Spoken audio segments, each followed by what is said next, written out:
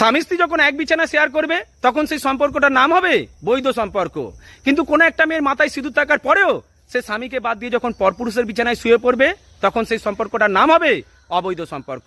এটা হয়তো আমরা প্রত্যেকেই জানি, কিন্তু আমরা হয়তো একটা জিনিস কোনো মানুষই জানি না, আর সেটা কি জানো?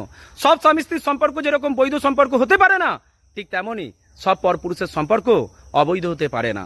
এবার একটু তোমাদেরকে বুঝিয়ে বলি।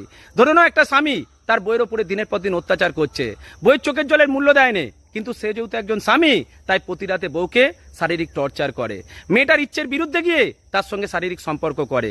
সেটা কি কখনোই বৈধ সম্পর্ক বলা চলে? কখনোই না। সেটাকে আমার ভাষায় মনে করি শারীরিক নির্যাতন বলে। তারপরেও কিন্তু স্বামী স্ত্রীর সম্পর্ককে আমাদের সমাজের মানুষ বৈধ সম্পর্ক বলে স্বীকৃতি দিয়েছে। ঠিক তেমনই একটা মেয়ে যখন স্বামীর ভালোবাসা থেকে বঞ্চিত হয়ে বেঁচে থাকার লড়াইয়ে পরপুরুষের বিছানায় শুয়ে পড়ে তখন সেই সম্পর্কটাকে কখনোই অবৈধ বলা চলে না, সেটাই হবে সত্যিকারের বৈধ সম্পর্ক। তার কারণ কি জানো? যে সম্পর্কের মধ্যে ভালোবাসার গভীরতা থাকে সেটাই তো বৈধ। যে সম্পর্কের মধ্যে ভালোবাসা থাকে না সেটা কখনোই বৈধ সম্পর্ক হতে পারে না। মনে রাখবে, পরপুরুষের ভালোবাসায় যদি সত্যতা থাকে তাহলে সেই সম্পর্কটাকে বৈধ বলে মানতে হবে।